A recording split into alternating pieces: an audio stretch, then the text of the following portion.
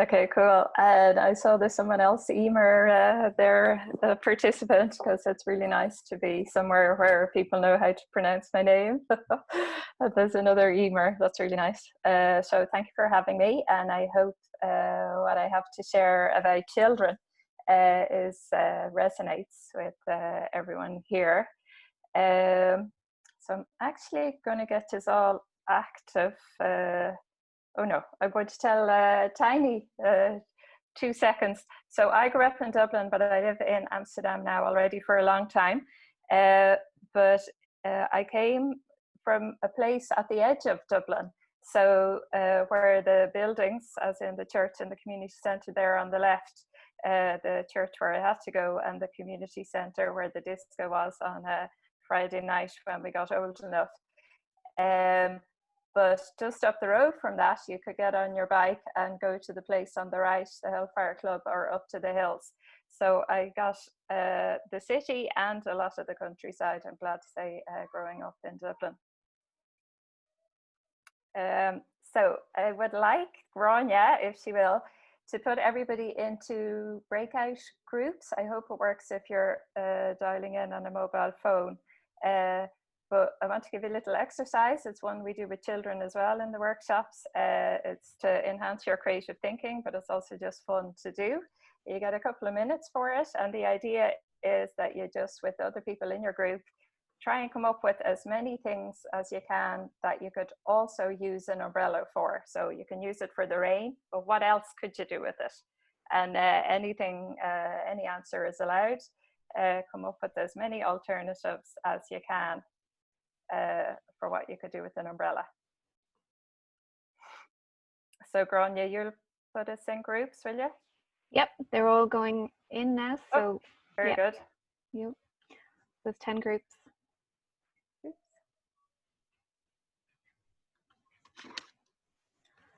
So the challenge is, what else can you use an umbrella for? I think we have everyone back. Great. Thanks very much. Sorry, I hope that wasn't too abrupt, sending you everyone off like that.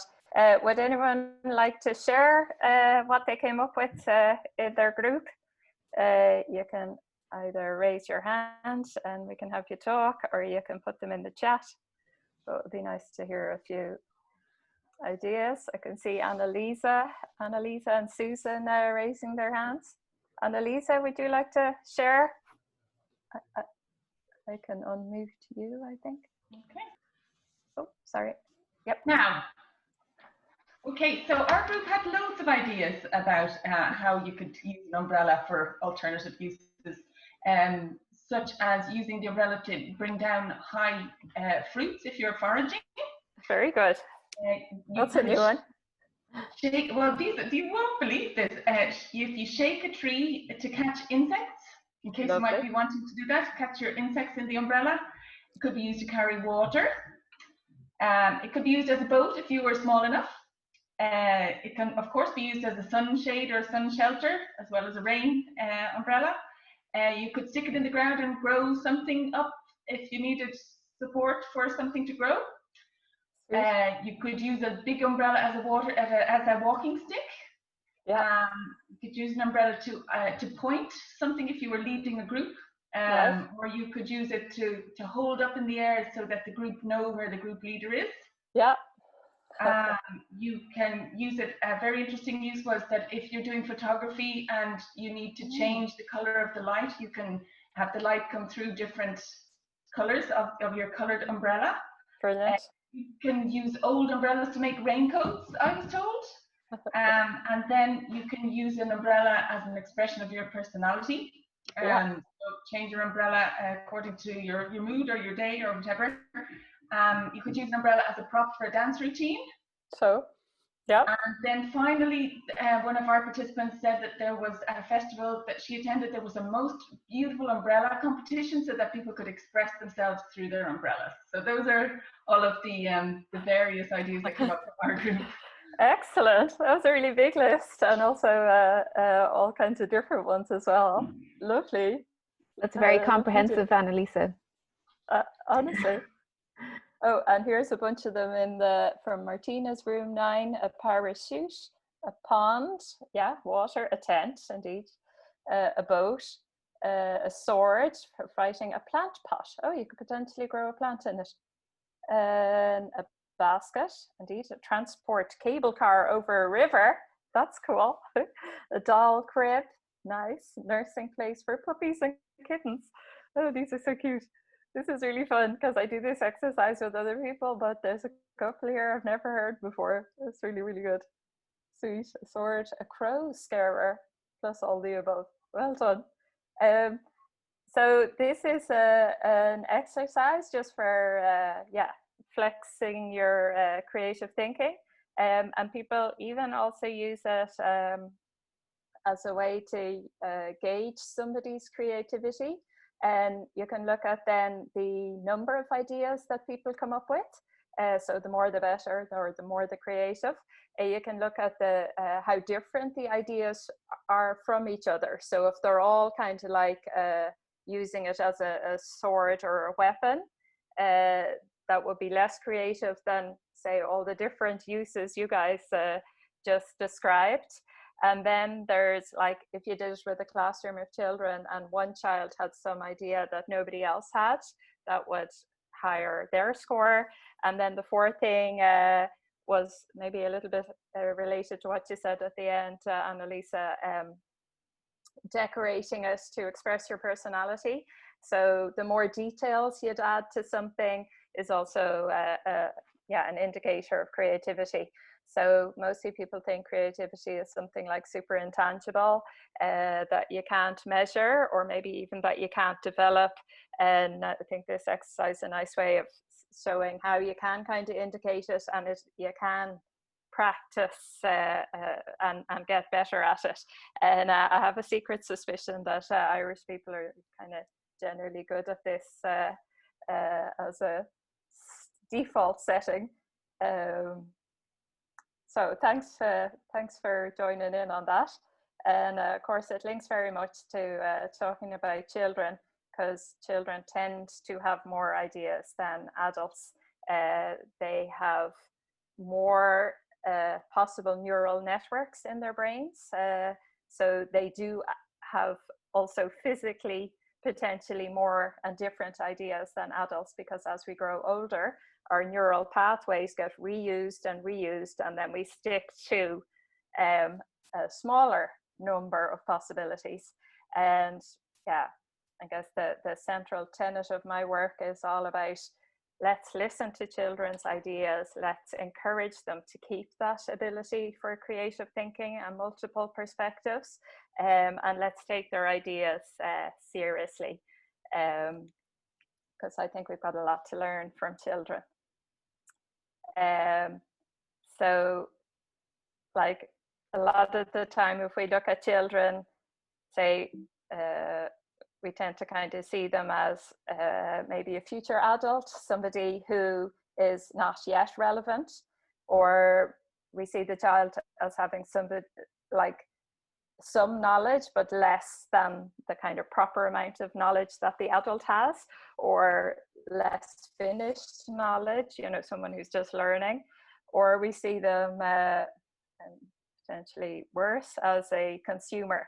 And children through history, they've definitely gotten more power as a consumer the last years, but I would say that's not the kind of agency we really want to be giving them.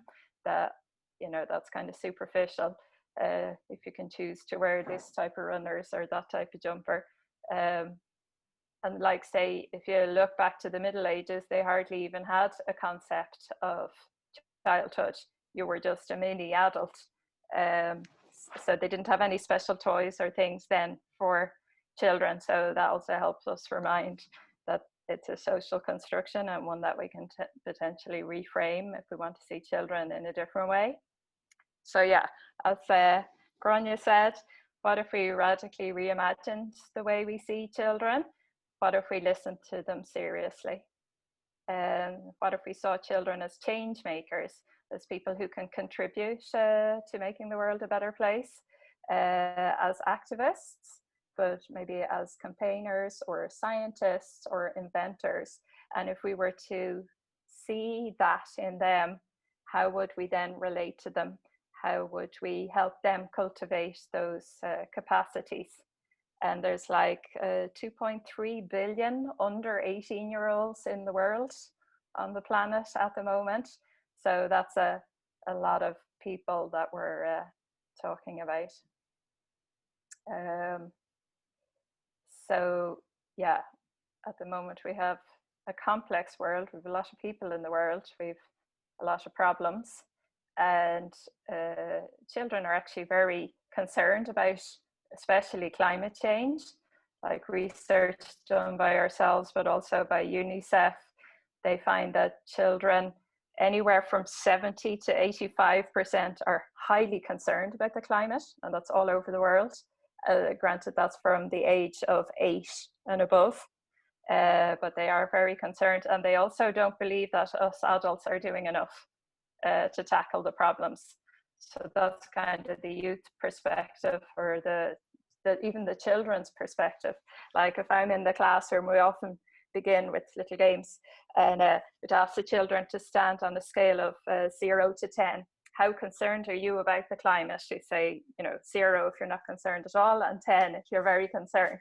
And a lot of the children say, "Where's the 11, miss? Can I get further?" Like, not all of them, but you'll have a couple that will be up at the 10 and 11, and then the most of them be around the 8. So yeah, that's what I established an organization, just because I really believe in children's capacity to care and to be creative. And of course, I don't think I should have the responsibility to solve the problems, but I do think we should allow them to contribute. So that's what the organization that I founded wanted to give more children a chance to show what for solutions and engagement they have. So that's what we're all about, design-a-thon, in the sense of design marathon or a hackathon. So it's like, it's a workshop basically that we do with the children, and it has the design thinking steps, and they're the steps that you see there on the circle, and it's a mix of design thinking with maker education, if you're familiar with those terms. So it's just a creative process, and then they always build a physical prototype of their idea. And the themes that we tackle are the Sustainable Development Goals. So it's like waste, plastic, water scarcity, flooding, food waste, hunger, all the big difficult problems. This is kind of what it looks like, obviously pre-corona, this was all a very physical, tangible process. So we do start the lessons always with basically a lesson or a discussion on the theme, but after that they're in groups ideating, sketching their ideas, and then building prototypes and then presenting them to an audience. So it's quite a physical, active process. With the aim of getting it into more national curricula or accepted by schools, we mapped the learning objectives to the OECD's Future of Education 2030 and UNESCO's Sustainable Development Goals learning objectives, amongst other things. So yeah, since Corona, we're doing more online design challenges. We've made a version of doing this design process online, but usually would do that more in classrooms, workshops, community centres, after school programs. And then once a year we hold the Global Children's Design-a-thon, and last November it was in 40 different cities, like on all continents. And then the children spend the whole day working on the same theme in parallel, and they exchange with each other online, and we compile all the 3 best ideas from each city into a book with research on what the children have to say about that theme. So the last one was food and climate action. I can share the link as well if anyone would like to download that report. And we have visions of making an academy for change makers in the future, because we really see some of the children who work with us, or we work with them, they really kind of have that passion to go forward, and why should they have to wait till they're 40 to discover their true passion in life, and they could be working on it in the meantime. Yeah, here's all the cities we were in last year. So it's physically located in each city. We have partner organizations who say, oh, I'd like to run it in Rio de Janeiro, and then we give them all the guidebooks, and we have webinars beforehand, and so they do it physically with the children there. That's the way it works. Yeah, that's just a little synopsis of what it looks like online. We were surprised actually that it works better online than we thought it might. We thought, oh, creative process where you're supposed to collaborate and everything, how will we do that online? But we run a few a Corona challenge, so the children were coming up with solutions for life under lockdown, and then they could upload them to the website, and we were giving out prizes every week for the best ideas. And it worked better than we thought. And what you're looking at is the water theme, where children come up with solutions for flooding and drought. So a few ideas that the children come up with. This was the theme of water, and these girls in Amsterdam wanted to come up with an idea or a solution for flooding.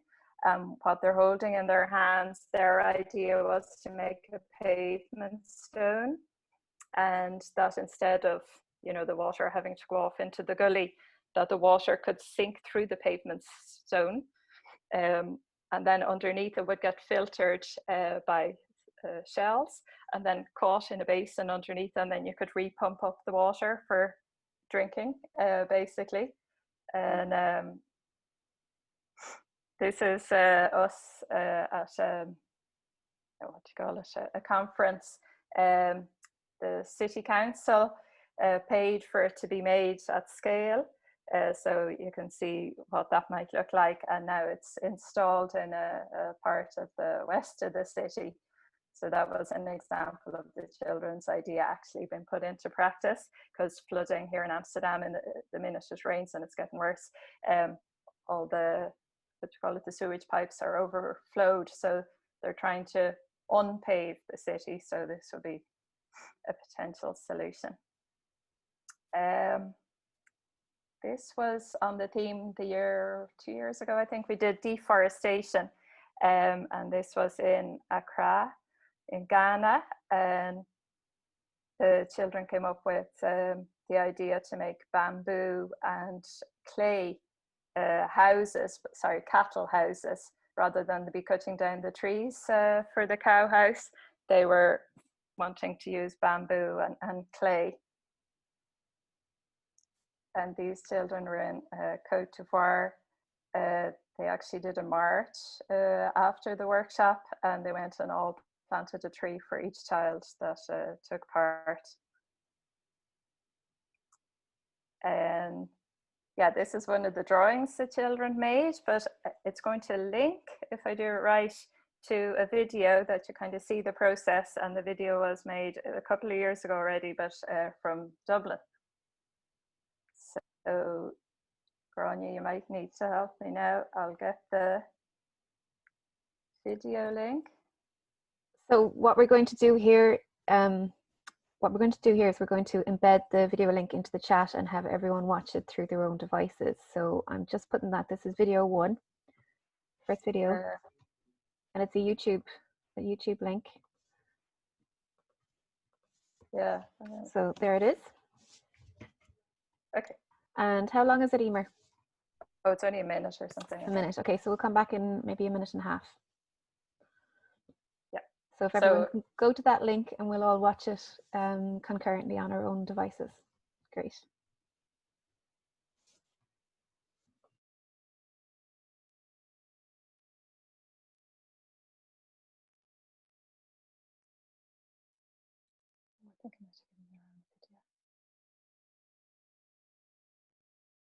Can I give you a second video to watch, everyone? It's also only a minute or two, so maybe you can watch both of them. I'll put the next link in there as well, if that's all right. Has been terribly influential, and from my standpoint, she's opened people's eyes to listening to children and realizing how much children are worried about the climate, and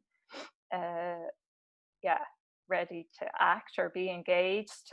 So probably thanks to her, my work has become more easy in the sense of children being listened to. And what we advocate for as well, like obviously a lot of children want to protest, strike, and be heard, but we also think there should be other routes for children to be engaged as change maker. So maybe the inventor or the scientist. And it's really unbelievable the amount of children out there that are coming up with stuff and making stuff. And just a couple examples here on the screen. The girl right down on the right, I can't pronounce her first name. She's from Mexico, Guadalupe. And at 8 years old, she made those recycled bottles on the top of the roof of her house for the sun to shine on and have a warm shower in her house. And Fionn is from Cork, and probably plenty have heard of him. He won the Google Science Fair for something that would help remove plastic from the sea, microplastics in specific, I believe. And down on the left, there's two girls, one from South Africa and one, she's from India, and they're so vocal. So and there do seem to be more girls, especially on the protesting and inventing front, or maybe it's my bias that that's who I pick up on. But there are so many children out there who want to contribute, and that's really what we're advocating for. Give them the skills, listen to their ideas, because we all need to tackle all these big challenges we have in the world together. So that's my talk for today, really. What if we radically reimagined the way we see children, as in started seeing them and including them as change makers, as people who have something to offer? And there are just two questions you could ask. I saw in the chat that somebody's daughter came in, Ellen's daughter. These are the questions you can have as you're doing the washing up together. If you're at the dinner table, ask children in your life, if you could fix one thing in the world, what would that be? And you might be surprised the interesting conversation you'd have. Or if they were able to invent something, what might they invent, and who or what might it help? And you could get a new insight into what that child is interested in or what they're thinking about. So yeah, that's what I have to share, and I'd love to hear if you have any questions for me. Emer, that was I'm Kate. I work for Borenbio alongside Grania, and it was a beautiful presentation now. And I think we often forget, don't we, that children that they just have amazing ideas. And the program that we run in schools, when we ask children to design a project to make their place better, I always think every year they're going to pick a litter pick, and the things they come up with is just absolutely outstanding. Do you think children are surprised to have so much attention and to be given these opportunities? Or do you think children are coming to realise they are the way forward in the world today? I think more the first, in my experience, that they're surprised. Like if we evaluate the lessons that we do, and then in loads of different contexts, ask them what did you like about it, and nearly always one of the top things is that I was allowed to come up with my own idea. So obviously they don't get that much opportunity to do that on a regular basis. So yeah, it's interesting if it starts shifting. Maybe at a certain point they'll start saying, God, I'm sick of solving all the problems, can I go and play? But for the moment they seem to, oh, finally somebody asked me because I've got loads of good ideas. Yeah. That's great. I have another question from Anya Bird, which kind of mirrors. Do you ever have frustration from the children if their ideas can't be realized? Yeah. It's a good question. Yeah. No, that's a really good question. And when it first started developing the method, I ran into that a lot, and then started finding ways to mitigate it, especially like the more creative they are, the more fabulous their imagination.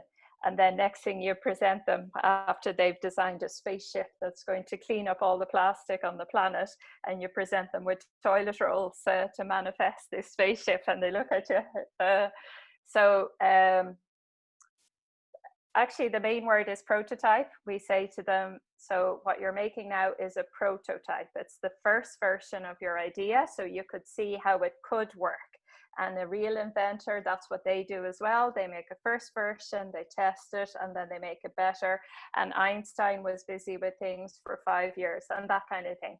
And then they're like, oh, okay, yeah, that works. Persistence. Brilliant.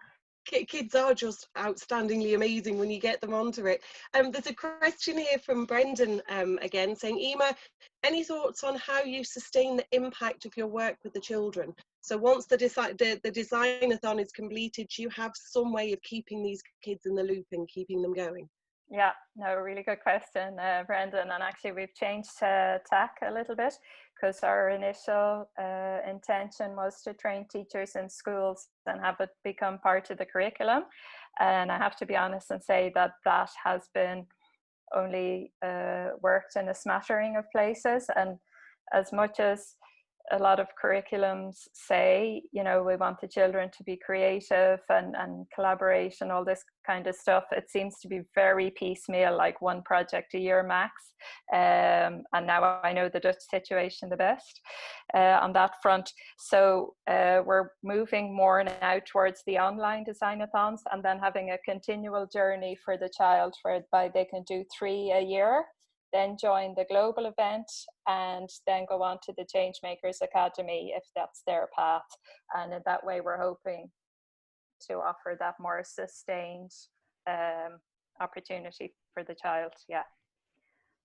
And Emer, this is a question from me, but do you find that the same method is transferable no matter where you are in the world, or do you adapt your program and your workshops? So yeah, no, really good question, and it's really true.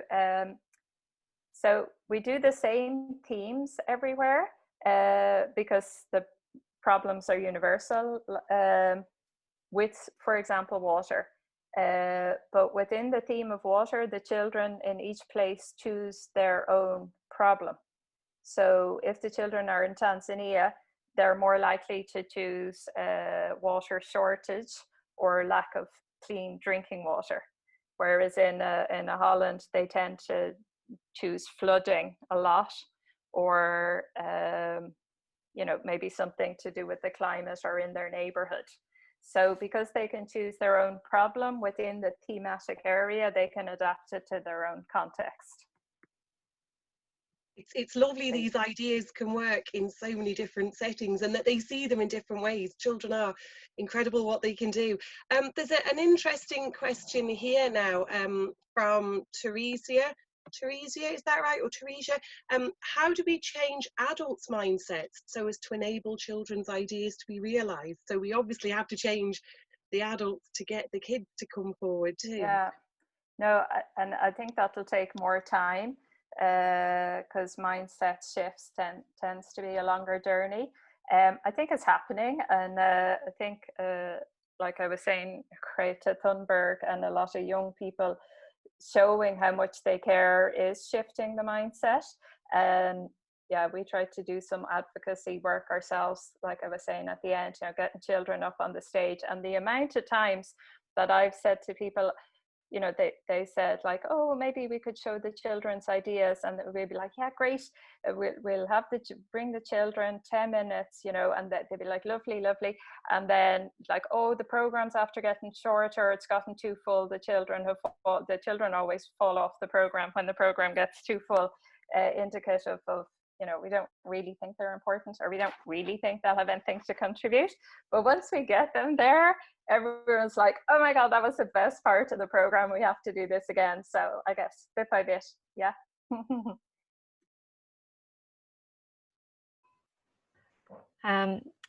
I just have another one from Annalisa. How did your organization, or how does your organization connect successfully with the OECDs and the UNESCO and UNESCO, etc.? Like, how do you spread your links out? Yeah, So with the OECD, we just have some informal contacts, and what I was showing is that we've mapped our learning goals to their policy.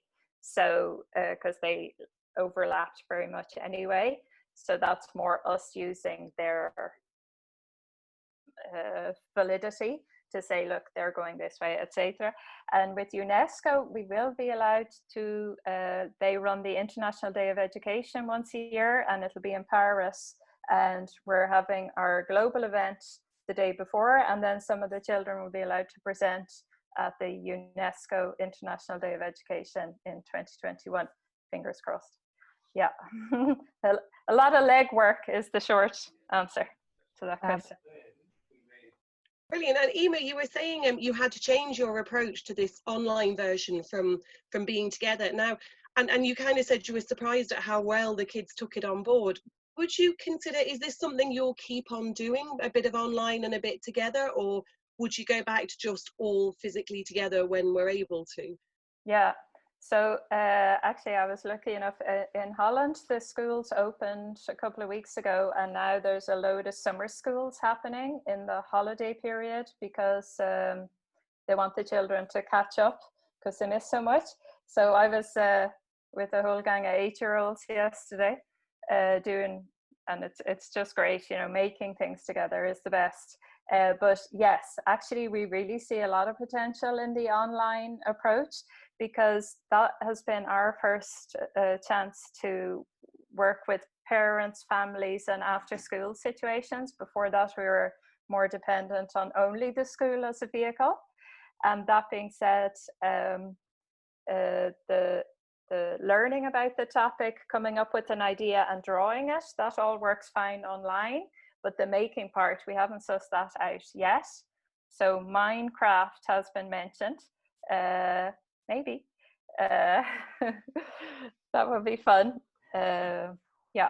So, and can I ask as well, as part of that question, do you find children are responding differently and coming up with different ideas with them being online rather than face to face? Can you see a change? So we've been doing it online, maybe mainly with one child coming up with their idea, whereas usually we do it in a group, and then they have to negotiate much more.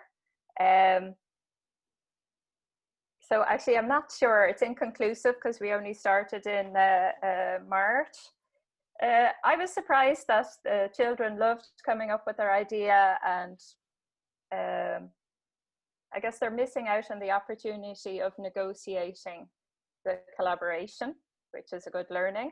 But the idea making process seems to be, I know, more ideas are better, as all those cool ideas about the umbrellas. It's together is better, but maybe we'll work out a way to do it online together going forward. I have another one. We could ask you questions all day, I think, Emer, but I have another one here from Brendan. When kids are choosing problems, where do you think their idea of the problem comes from? From their parents or from social media? And he also asked, do you encourage a local approach to problems, or just allow the kids to kind of come up with their, you know, problems from the ether, or, you know, how do you kind of focus them in on what they're choosing or what they're addressing? Yeah, no, really good questions. Regarding choosing the problem,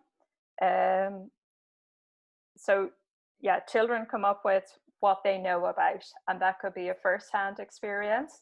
So we worked with children in the slums of Nairobi, and we were doing the theme of mobility, which is access to mobility, environmentally friendly mobility, a few other sub-themes. And they were all only talking about accidents on the road, drunken drivers, and getting your money stolen on the bus. That was like all the problems that they came up with. So that was, yeah, unfortunately, apparently their experience of mobility. Whereas when we do that theme in Amsterdam, for example, then they're all talking about traffic jams and CO2. And then actually, like, if children come, I mean, that's the huge thing about parenting, isn't it? Like, what we as parents or you know, wherever family the child is, what they're being told about is hugely important. So different cultures are more and less aware of the bigger themes such as plastic pollution or global warming. So certain cultures that we work with, they wouldn't have heard about that at home. So if they haven't heard about it at school, we'll be saying, no, plastic is really a bit of a problem. They're like, oh, really? I thought it was handy for keeping things clean. So yeah, that was kind of an ethical debate with us. God, are we supposed to give them then this problem, or yeah, how does that work? And then we were like, no, this is a problem. Let's tell them it's a problem, but like not scare the hell out of them. So that's on the problem side. And then the solution side, we adapt the lesson to include local solutions, so that if somebody's working on it in South Africa, that they're seeing innovators in South Africa who've come up with solutions for water problems or mobility problems, or the same in Indonesia. So the problem tends to be more or less the same worldwide, because we try and take a universal approach, as in how we present it, then the child adapts it. And the solutions, if we're giving examples of different types of creative solutions, we want them to be locally and recognizable for the child. Hope that wasn't too complicated an answer. No, it was great, and it echoes Maslow's hierarchy of needs, you know, that you're not really going to be worried about the climate change if your security and your survival are kind of at risk. So, you know, it would make perfect sense, yeah. There's just a comment now. I'm not sure how many questions we have time left for. Grania is a dragon on timekeeping, but there's a lovely comment here, Emer, from someone called Connie Nell, who says, I spent a year in a Bolivian Andean community. As soon as children can walk, they are full members of the community and learn all tasks by being fully incorporated. I've been struggling with our ways of learning and teaching ever since I came back. So this resonates with me so much, Emer. Sorry, she mentions Una further down. So, you know, obviously there's a lot of people I think you're definitely striking a really good note with. And there's one more question here. Grania's not glaring at me yet, so I'm sure I've got time for this. This is from Anya again, Anya Bird. Have you been able to follow any of the participants to see if participation has impacted on them more long term, maybe through choice of study or career? Yeah, we have, but it's been fairly anecdotal. That some children are like, yes, I want to be an inventor, and have gone on to choose the subjects in secondary school that would be more leading towards engineering or a technical choice. But I think more on the subtle side, like children,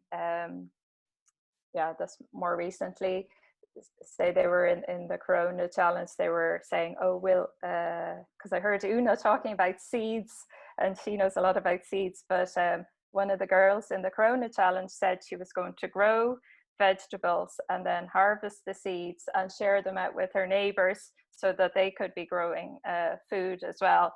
And obviously she didn't have that much time, but she went and got seeds and brought them around to her neighbors. So what we've been doing more is encouraging children to translate their big idea into a small action that they could do in their daily life or in their neighborhood. So that we have documented successful, what you call it, transmission or transference to practical life. Yeah. And that's lovely about the Andean community, isn't it?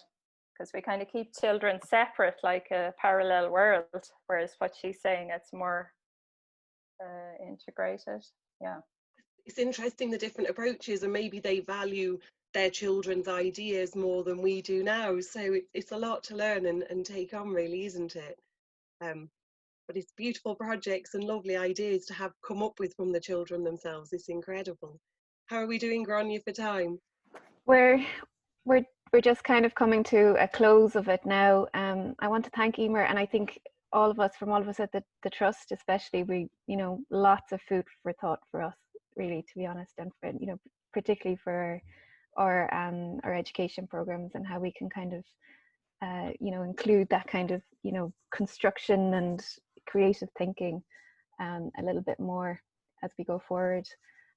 So thanks a million to Una and to Emer, and I just want to remind everyone tonight that we have David Spell at 7 p.m. tonight.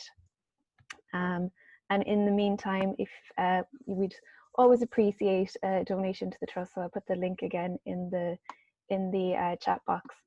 And thanks a million. Have a lovely afternoon, the rest of your afternoon.